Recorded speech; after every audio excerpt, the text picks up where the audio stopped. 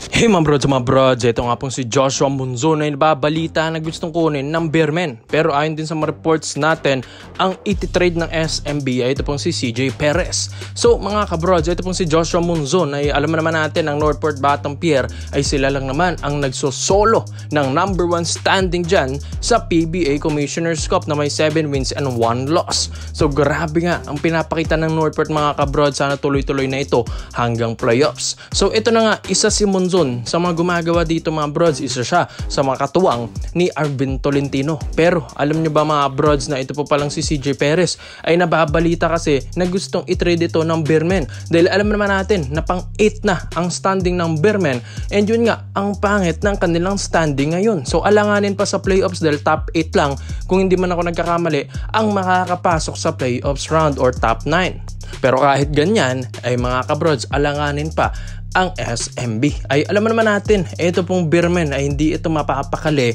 ng isang import lang, di ba? Ang dami na nilang pinalitang import, maski nga yung coaching staff pinalitan na rin, Coach Leo Austria na. Tapos ito na nga, gusto nilang ipalit ito pong si CJ Perez kay Joshua Monzon. Dahil sabi nga nila, ito pong si Perez parang puro bakaw na nga lang mga kabrods, hindi nasusunod yung play and inconsistent na kung minsan. Kaya ito pong si Joshua Monzon ang gusto nilang ipalit dito dahil di hamak daw na mas maganda naman ang pinapakita ni Monzon this season kaysa kay CJ Perez. So yan nga ang pinapakita ngayon ng isang Joshua Monzon mga kabrods. Kung trade lang naman ang mangyayari, mga kabrod, sabi nga ng mga SMB fans, parang gusto nila kay Joshua Monzon dahil playmaker ito pong player na ito. Hindi nga lang siya selfish player mga kabrods, kumbaga na-i-involve lahat ng kanyang players or kanyang teammates mga kabrods. Kaya ang ganda ng laruan ng Northport Batang-Pierre, grabe rin ang pinapakita ng point guard din na ito kung saan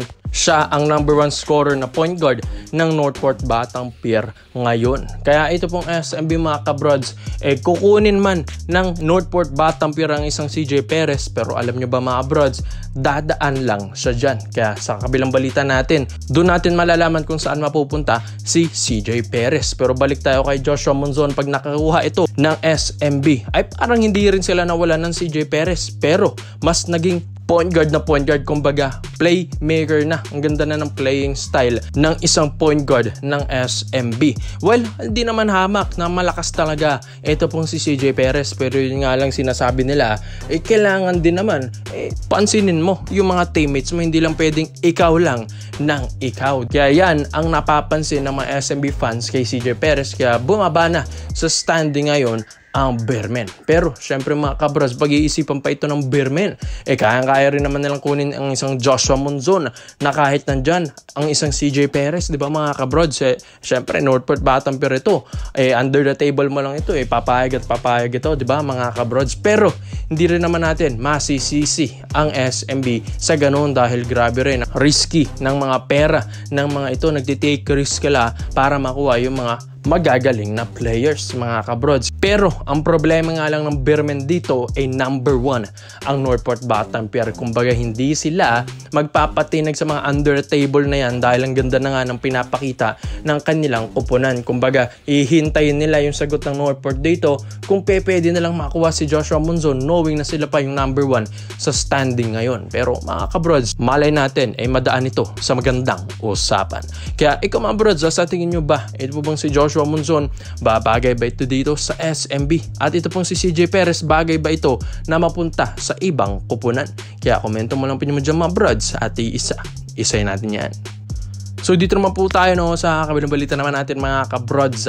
Ito nga pong si CJ Perez. Speaking of CJ Perez na ititrade nga ng Beermen dahil ang pangit nga ng nilalaro, ay gusto nga itong ilipat mga kabrods ni Boss Alfrancis Chua dito nga po sa Barangay Ginebra, San Miguel. Yes, kung ang SMB gustong makuha si Monzon, well, Monzon to SMB, CJ Perez to Northport Batang-Pierre. Pero alam nyo ba na ito pong Barangay Ginebra, San Miguel ay talagang suki na nilang Northport Batang-Pierre. Saan ba nanggaling yan? Sina Jamie Malonzo, sina Stanley Pringle dati, sina Sisten dati, diba? Sa Northport Batang-Pierre lang naman. So kayang-kaya rin nalang kunin ito pong si CJ Perez once na mapunta ito ng Northport Batang-Pierre. Kumbaga magiging 3-team trade ang mangyayari dito mga kabrods. Papadaanin lang ang isang CJ Perez sa Batang-Pierre Tapos kukunin agad ito ng Barangay Nebra San Miguel ni Boss Alfrancis Chua.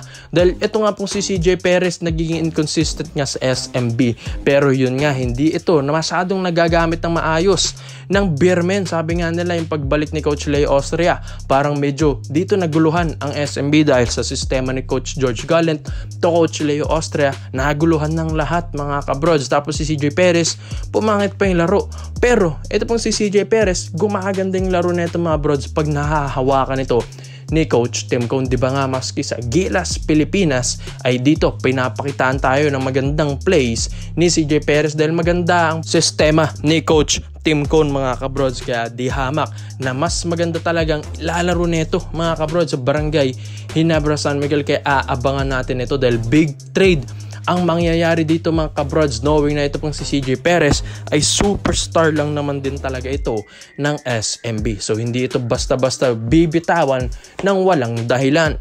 Pero yun nga, kung mapunta naman ito sa Barangay Nebra San Miguel ay maganda ang epekto dito sa Barangay Nebra, knowing na galing nga ito sa sistema ni Coach Tim Cone. Biruin yan, yung magandang kombinasyon yan, Scotty and CJ Perez, parang nanonood ka lang ng Gilas Pilipinas team mga kabrods. And yun nga, syempre grabe rin naman ang mga mayambag ng isang CJ Perez pag nagamit mo ito ng maganda, dahil hindi nga masyadong ma-maximize yung talento nito sa Beermen dahil ang dami ng mga players na magagaling dyan sa Beermen mga kabrods. Kumbaga loaded na yung guards dyan. While dito sa Barangay Nebra San Miguel, kahit loaded yung guards, kahit marami magagaling, nagagamit ito ng maayos ni Coach Tim Cone. Kaya ngayon sa Ginebra, sa kanilang panglimang spot dyan sa standing ngayon mga kabrods, medyo alanganin pa sila.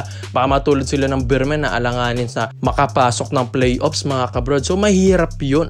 So ito na ang Barangay Nebra. So gagawan ni Boss Alfrancis Chua, lalong-lalo na't kakatalo lang ng Ginebra kamakailan lang sa Northport Batampier, yung number 1 sa standing ngayon. So kailangan gumalaw ng Ginebra dito. So ito na nga, ito pong si CJ Perez, alam nga natin, nadadaan lang talaga ito ng Northport Batampier dahil hindi naman ito basta-basta bibitawan ng SMB nang wala lang mga kabrod. So magandang additional talaga ito sa Ginebra at magandang additional ito para sa paparating na playoffs round if ever man na makapasok ang Barangay Ginebra San Miguel dito. So grabe na mga kabrod, ang lakas na lalo ng Ginebra, makakuha lang nila talaga ito pong si CJ Perez. Bali-balita rin parang mag-a-add pa sila ng big man dahil nakukulangan nga sila sa pwersa sa ilalim.